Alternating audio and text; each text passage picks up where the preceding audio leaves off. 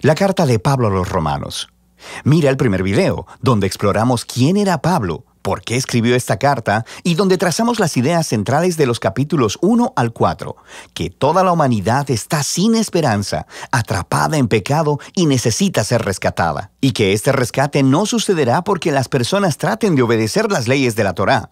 Más bien, el carácter recto de Dios lo movió a rescatar al mundo a través de la muerte y resurrección de Jesucristo, de modo que Él pudiera crear la familia de Abraham, multiétnica y basada en la fe, como su pueblo.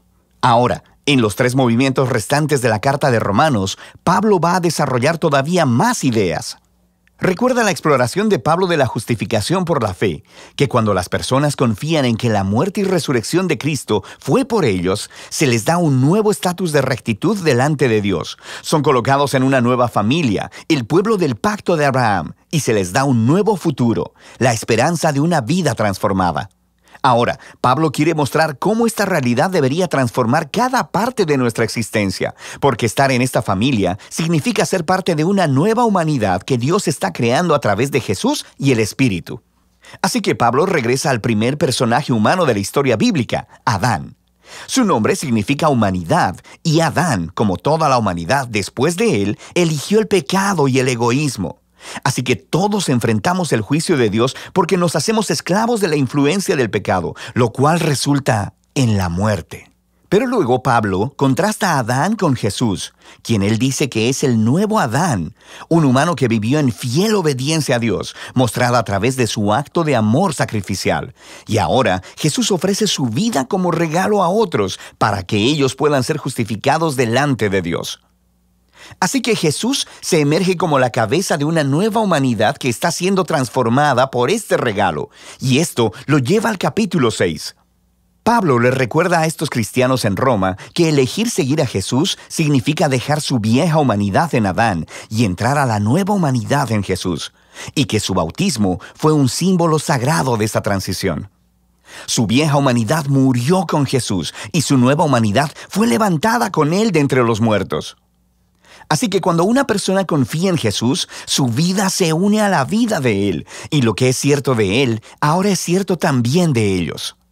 Es cuando las personas aceptan su identidad como humanos en Jesús, que son liberados para convertirse en humanos verdaderos que realmente pueden amar a Dios y a su prójimo.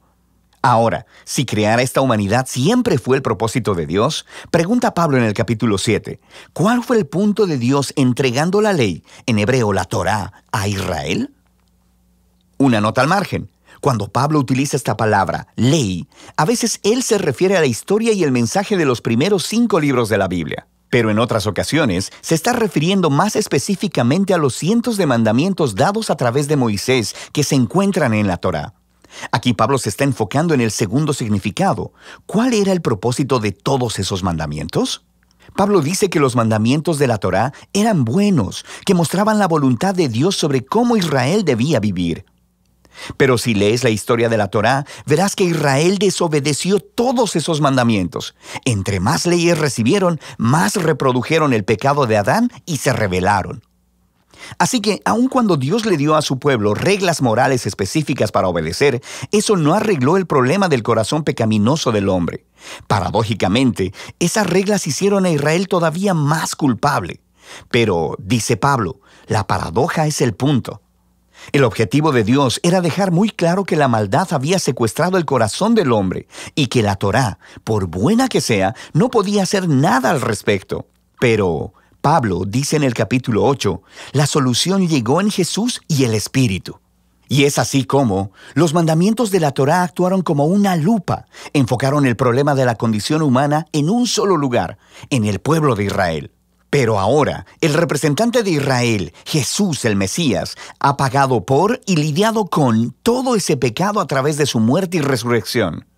Y ahora, Jesús ha enviado su Espíritu sobre esta nueva familia para transformar sus corazones, para que ellos verdaderamente puedan cumplir el llamado de los mandamientos de la Torá, de amar a Dios y a su prójimo.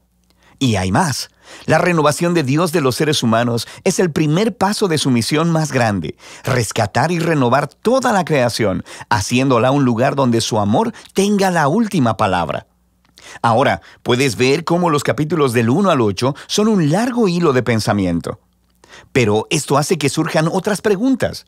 Si todo esto fue el propósito de Dios, ¿cuál es el estatus actual de los israelitas que no reconocen a Jesús como el Mesías? ¿Cómo esta historia cumple las promesas de Dios para ellos? Pablo comienza el capítulo 9 con su angustia personal sobre sus compañeros israelitas, que no ven a Jesús como su Mesías. Y esto lo lleva a reflexionar en el Israel del pasado a partir de la historia en el Antiguo Testamento. Y él nos recuerda que simplemente ser un israelita étnico, un descendiente físico de Abraham, nunca hizo de nadie automáticamente un miembro fiel de la familia del pacto. Pablo nos muestra cómo Dios siempre ha seleccionado a un subgrupo de la familia de Abraham para llevar la línea de la promesa. Y su punto es que ahora la línea de la promesa es adelantada por aquellos que siguen a Jesús. Él nos recuerda que por un largo tiempo, personas dentro y fuera de la familia de Abraham han rechazado la voluntad de Dios. Él nos recuerda la historia de Israel, el becerro de oro y la rebelión de Faraón. Él nos muestra cómo Dios fue capaz de orquestar eventos para que el rechazo del pueblo egipcio hacia él lograra sus propósitos redentores. Así que, en el capítulo 10, Pablo cambia su enfoque al Israel del presente. La razón por la que muchos israelitas rechazan a Jesús es porque ellos están basando su relación de pacto con Dios en su desempeño respecto a los mandamientos en la Torá. Y muy tristemente, no reconocen lo que Dios ha hecho a través de Jesús para crear una nueva familia de pacto basada en la fe. Así que, Pablo pregunta en el capítulo 11, ¿cuál es el futuro de Israel? ¿Ha rechazado Dios a su pueblo? No, dice él. Hay muchas personas judías, como yo mismo, que reconocemos a Jesús como nuestro Mesías, pero hay muchas que no. Pero Dios fue capaz de usar el rechazo de ellos para cumplir sus propios propósitos. Su rechazo causó que el Evangelio se esparciera aún más rápido y más lejos dentro del mundo gentil, haciendo la familia de Abraham aún más grande y multiétnica. Pablo describe a la familia del pacto de Dios como un gran olivo y que los rechazadores de Jesús han sido arrancados, por así decirlo, y estos gentiles son como ramas salvajes que han sido injertadas en el árbol familiar. Sin embargo, dice Pablo, un día Jesús será reconocido por su propio pueblo. No nos ofrece detalles de cómo. Pablo simplemente confía en el carácter de Dios y en la promesa de que Él no abandonará a su pueblo del pacto, lo que transiciona hacia la sección final del libro, los capítulos del 12 al 16.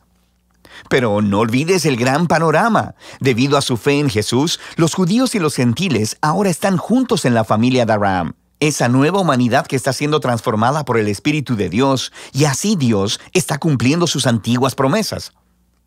Por lo tanto, la única respuesta razonable es que estos cristianos judíos y los no judíos sean unificados como la iglesia. Los capítulos del 12 al 13 nos muestran que esta unidad vendrá de un compromiso de amar y perdonarse los unos a los otros. El amor se pondrá de manifiesto cuando todos, usando sus diversos dones y talentos, se sirvan unos a otros en la iglesia. Y también significa humildad y perdón. Cuando estos grupos étnicos y culturas diferentes se unen en Jesús, el conflicto es inevitable. Y esto solo puede vencerse a través del trabajo duro, del perdón y la reconciliación. Así mostrarán la más grande de las virtudes cristianas, el amor, la cual cumple los más grandes mandamientos de la Torá: amar a Dios y amar a tu prójimo como a ti mismo. En los capítulos 14 y 15, Pablo se enfoca específicamente en los asuntos que están creando divisiones étnicas en la iglesia romana. Estas son disputas acerca de las leyes de alimentación judías y del día de reposo.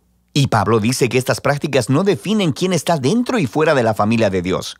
Y si las personas difieren sobre estos temas culturales, importantes pero no esenciales, necesitan aprender a respetar sus diferencias. Y de esta manera, el amor sanará y unificará a la familia de Jesús. Pablo cierra la carta primero recomendando a Febe, quien es una líder clave en la iglesia de Cencrea. Ella tuvo el honor de llevar y quizá incluso leer en voz alta por primera vez esta carta a las iglesias romanas. Pablo luego concluye saludando a todas las personas que no ha visto por mucho tiempo. Y ese es el final. ¡Wow! Ahora puedes ver mejor cómo todas las piezas de esta carta encajan y muestran la gran obra maestra que es. Y de eso se trata la carta a los romanos.